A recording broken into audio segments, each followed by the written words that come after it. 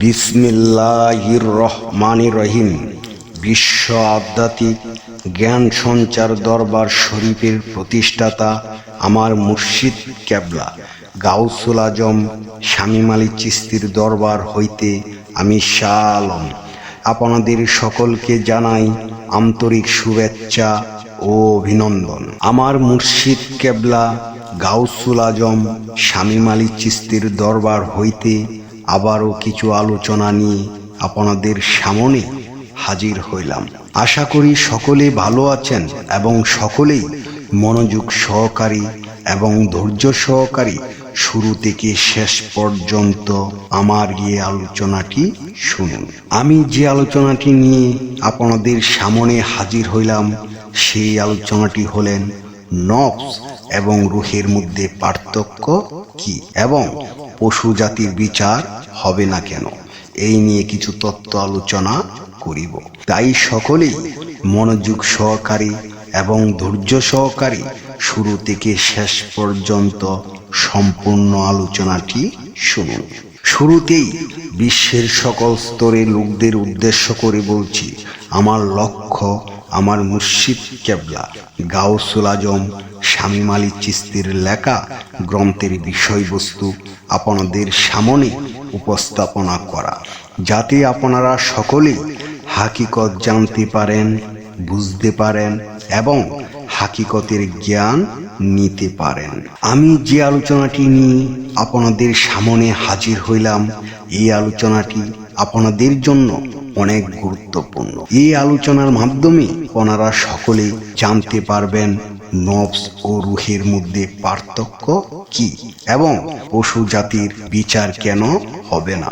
তাই সকলেই মনোযোগ সহকারী এবং ধৈর্য সহকারী শুরু থেকে শেষ পর্যন্ত সম্পূর্ণ আলোচনাটি শুনুন। নফস হলো প্রাণ, জীবন, জীবাত্মা। এই প্রাণ পশু পাখি কীট পতঙ্গ হতে সর্বজীবেরই আছে, কিন্তু এইসব কীট পতঙ্গ পশু পাখিদের নফসের সঙ্গী তথা প্রাণের সঙ্গী রূহ উৎকার করে দেওয়া হয়নি তথা রূহকে বসিয়ে দেওয়া হয়নি, অর্থাৎ আল্লাহ তাআলা স্বয়ং রূহ রূপে প্রতিষ্ঠিত হননি। তাই এসব কীট পতঙ্গ জীবজন্তু জানোয়ারদের বিচারের সম্মুখীন হতে হবে না। তবে মৃত্যুর স্বাদ অবশ্যই গ্রহণ করতে হবে, কারণ প্রাণ আছে। আল্লাহ তাআলা ইরশাদ করেন, কুলু নাফসিন যায়িকাতুল মাউতি, প্রত্যেক প্রাণী বা নফসের মৃত্যুর স্বাদ গ্রহণ করতে হবে।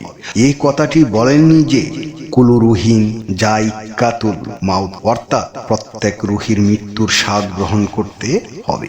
একমাত্র জিন এবং ইনসান বা মানুষের মধ্যে রূহ উৎকার করে দেওয়া হয়েছে, তথা আল্লাহ তাআলা রূহ রূপে প্রতিটি মানুষের সঙ্গে বর্তমান।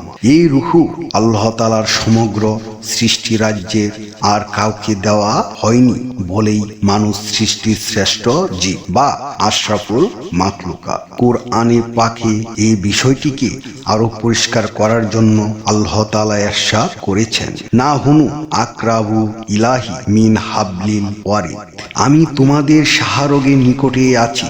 কথাটি সৃষ্টি রাজ্যে আর কোনো জীবকে লক্ষ্য করে বলা হয়নি, একমাত্র জিন এবং মানুষ ছাড়া। এই জন্য প্রিয় নবী রাসূল পাক ইরশাদ করেছেন, মান আরাফা নাফসাহু ফাকাতারা রাব্বাহু, যে তার নিজেকে চিনতে পেরেছে সে তার রবকে চিনেছে। রাসূল পাক এই কথা বলেননি মান আরাফা রুহাহু ফাকাতারা রাব্বাহু, যে তার রূহকে চিনতে পেরেছে সে তার রবকে চিনতে পেরেছে। কেন এই কথা বলেননি? কারণ রূহ সে নিজেই পরিচয়। তাই নফসের পরিশুদ্ধতার মাধ্যমে আল্লাহ তাআলার পরিচয় লাভ করার কথাটি বলা হয়েছে। নাফাকতু ফিহি মিন রুহি, আমার রূহ হতে তার ভিতরে রূহ উৎকার করেছি। কেননা রূহ হলো জাত আর নফস হলো সিফাত। আল্লাহ স্বয়ং জাত, সেই জন্যই নফসের মাগফিরাত চাওয়া যায়, কারণ নফসের জন্ম মৃত্যুর অধীন। নফস রূপ সুখ ধূপ ভোগ করি, তাই নফসের জন্য দোয়া চাওয়া যায় এবং মাগফিরাত। অথচ অনেক ক্ষেত্রেই আমরা দেখতে পাই রূহেরও মাগফিরাত চাওয়া হয়। জেনে শুনে রূহের মাগফিরাত চাওয়াটা একটি আমাদের মারাত্মক ভুল। হে বিশ্ববাসী, আমি শাহ আলম শুধু নফস ও রুহের পার্থক্যটুকু বোঝাতে চেষ্টা করিলাম। আমি যে আলোচনাটি আপনাদের সামনে করেছি, এই আলোচনাটি আপনাদের কাছে কতটুকু ভালো লেগেছে। যদি ভালো লেগে থাকে তাহলে আমাদের এই চ্যানেলটি সাবস্ক্রাইব করে দিবেন। সামনে ভালো ভালো আলোচনাগুলো পেয়ে যাবেন। এবং আপনারা কি ধরনের আলোচনা চান আমাদেরকে কমেন্টে জানাবেন। আমরা চেষ্টা করিব আপনাদের পছন্দ মতো আলোচনা নিয়ে আসতে। আমার এই আলোচনাটি করতে যাইয়া কথা ভাষা চন্দে যদি কোনো ভুল হইয়া থাকে, সকলেই আমাকে ক্ষমা ও সুন্দর দৃষ্টিতে দেখবেন।